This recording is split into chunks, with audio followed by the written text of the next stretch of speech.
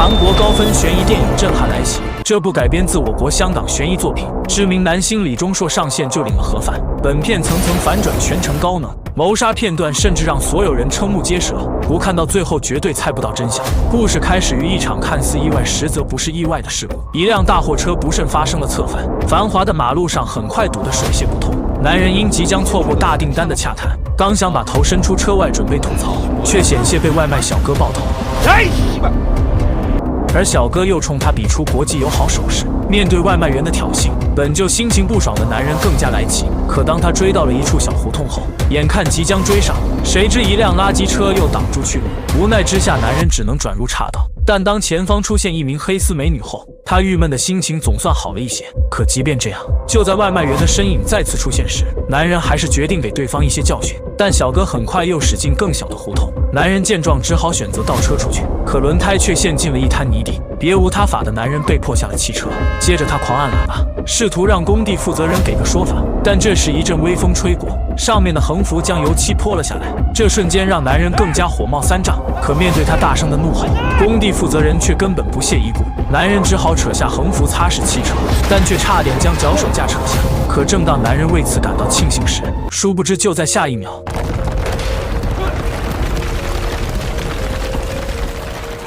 而更令男人始料未及的是，眼看救护车即将驶来，一名工程车竟突然出现挡住。虽然救护人员立马下了汽车，但男人因错过最佳抢救时间，还是在这场意外中彻底死去。可所有人都不会想到，这场看似普通的意外，其实全都是来自于人为的设定，而策划这一切的正是以荣日为首的神秘组织。从大货车发生侧翻，外卖员对男人的挑衅，突然出现的老人，吸引他注意的黑丝美女，最后到建筑工地发生了一切，无不例外全是组织的杰作。很快荣日就拿到了雇主的报酬。可就在他们开始以为策划的这起意外会冲上头条时，岂料是另一则新闻冲上了热搜。原来在今天下午1点，发生了一起塔式吊车坠落事故，事件的受害者正是大财阀。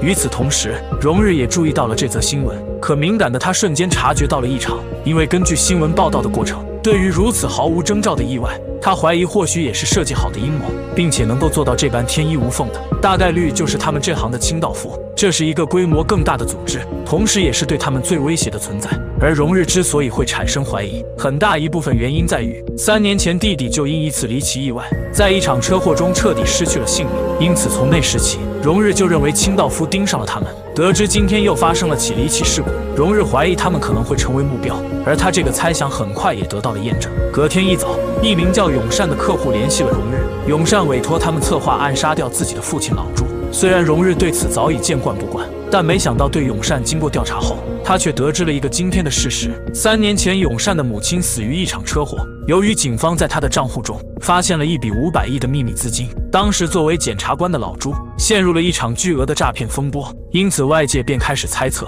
老朱为了洗清自己的嫌疑，秘密策划了将妻子暗杀的意外。而更让荣日感到匪夷所思的是，3年前弟弟也正是在那起意外中丧生。面对这一系列种种巧合，荣日更加怀疑是清道夫所为。由于永善也坚信母亲是被父亲杀害，考虑到自己继承了母亲的遗产，这笔来历不明的神秘资金绝对又会让父亲陷入舆论的中心。想到自己的人身安全，他这才会率先找到荣日请求帮忙。得知了永善的目的后，虽然成员们并不相信，但荣日为了替死去的弟弟复仇，他还是不顾众人反对选择入局。在之后的时间当中，他们开始观察老朱的生活日常，为了避免打蛇惊草，他们只能开着普通的货车，通过视线安装好的监听。虽然老朱并没有露出马脚，但敏感的荣日还是在字里行间中多少听出了老朱策划意外的话语。当掌握到老朱一切的行程之后，众人经过一番严谨的讨论，最终决定在一次雨夜采取行动，因为只有利用一大群记者的掩护，才能制造出老朱触电致死的意外。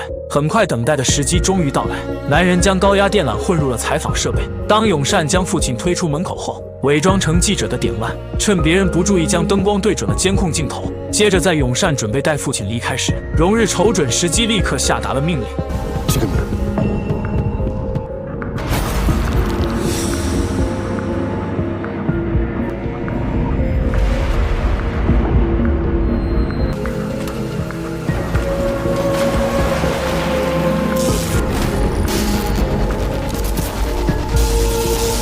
老朱就这样在众目睽睽之下，非常自然的在这场意外中死去。可当荣日认为一切结束时，他却发现负责回收电缆的美术不见了。为了不让策划的事会败露，荣日只好让月川赶紧接手，自己则和点万进行寻找。这时月川在耳机里告诉荣日，他似乎看到美术出现在了站台。然而当荣日赶到之后，刚刚的人影却已经消失不见，并且还没等他反应过来，殊不知就在下一秒，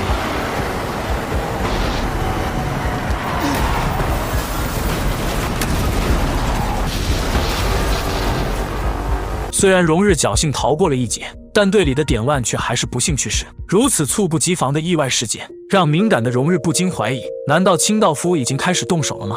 而很快他就加深了这个猜想。当看到月川慌张地放下电话后，荣日瞬间便产生了一个假定，那就是已经完成目的的永善，为了不让策划的事情败露，很有可能事先就与清道夫合作，从而又策划出另一起意外事故。想到月川跟永善有过近距离接触，加上又是他所提供的美术信息，最后结合月川刚刚慌张的表现，荣日不禁开始怀疑，难道月川是收到永善的指使吗？考虑到并没有更直接的证据，荣日只好让月川先与自己分开。为了彻底了解事件的真相，荣日开始观察永善的一举一动，但他突然发现了美书的身影。可当他出现在美书的面前时，美书却不知为何像变了个人一般。荣日经过询问后才得知，原来美书一直有注射违禁品的恶习，由于身体的机能问题，久而久之便患上了老年痴呆。行动那天是因为失忆才会突然离开，虽然隔天他终于清醒了过来，但为了不拖累团队，于是他只好默默回到了家中。意识到美书似乎并没撒谎，荣日也总算对他放下了戒备。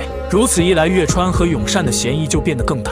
令荣日不会想到的是，在对永善的调查中竟得知，原来老朱出事前曾购买过5份价值20亿的保险，并且受益人全是永善。而当永善离开房间后，保险专员的面孔更是让他一惊，因为这名叫李志贤的男人之前就曾多次与老朱有过接触，那这很有可能意味着对方或许就是永善所找的清道夫。随后荣日便对李志贤展开了跟踪，当看到对方又将一份合同递给了一名陌生的男人后，荣日不禁怀疑这就是他的组员。为了验证这一猜想，荣日悄悄潜入了李志贤的办公室，经过一番仔细的查看与分析，荣日发现原来在行动那天，一名女记者竟与李志贤有过来往，那么这就足以说明，当时女记者一直在背后观察他们。随着永善再次与李志贤见面，这下荣日更加相信了自己的怀疑，而接下来所发生的一件事，则让他彻底验证了自己的观点。这天他对永善跟踪时发现，对方偷偷将一袋钱拿给了月川，荣日立刻给月川打去了电话。面对荣日的质问，虽然月川坚称由于联系不上他，自己着急用钱才找永善拿报酬，但此时已经深陷怀疑的荣日然根本不会相信月川的说辞，眼看怎么样也说服不了荣日，且发现汽车早被对方动了手脚，气急败坏的月川内心彻底破防。 짱눈이가 왜 죽었는지 이제 알겠네. 넌 씨발 사람을 존나 미치게 해, 알아? 닥쳐. 넌 사람 안 믿잖아. 아니 믿으려고 하지도 않잖아. 아니야? 짱눈이가 존나 불쌍하네. 너 안 만났으면 그렇게 뒤지지도 않았겠지. 月川的这番话瞬间刺痛了荣日。可就在荣日又打算去杀掉永善时，岂料当他刚走到公司楼下，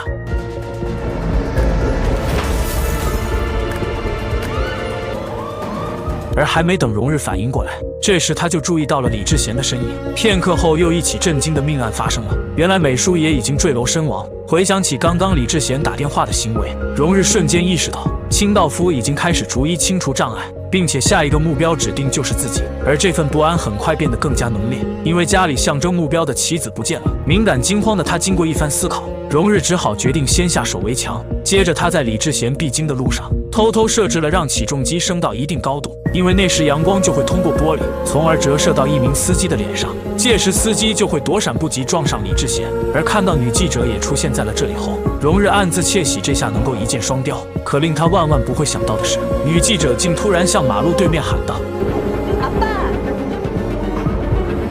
这下荣日才意识到，原来眼前的这伙人并不是清道夫，女记者是真的要为父亲购买保险，因此才会主动找到李志贤。回想起同伴所说的话，荣日的内心终于承认，原来真的没有清道夫的存在，这全都是自己一直疑神疑鬼。当年弟弟的死的确属于意外，那晚点万的死也一样。而永善之所以会跳楼，是因为策划谋害父亲的他发现父亲的保险受益人原来是他后，愧疚的他才会选择自我了结。美叔的死则是巨大的精神压力，迫使他不小心才做出的傻事。可即便荣日已经反应了过来，但如今想要阻止却为时已晚。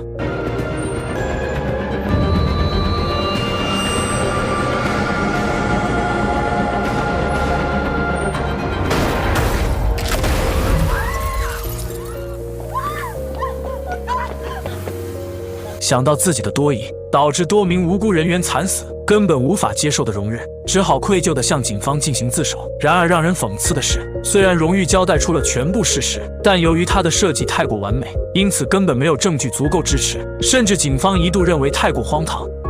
그런 것들은 기자들한테 제보하는 거예요. 여기는 경찰서예요. 내가 이런 말을 다 듣네. 재신원조 해보셨어요? 정신과 치료를 받으세요.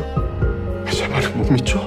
尽管荣日的这番话如此真诚，但警方却还是以没有证据为由，始终没有接受荣日的立案要求。可让人始料未及的是，故事的最后，警察看着荣日在车站的相片，随后放下一颗象征目标的棋子。很显然，警察已经对荣日的话产生了怀疑，而自首无果的荣日则六神无主地走在大街上，因为直到现在，他都不知道清道夫是否真的存在。自始至终，骗局都没有真相。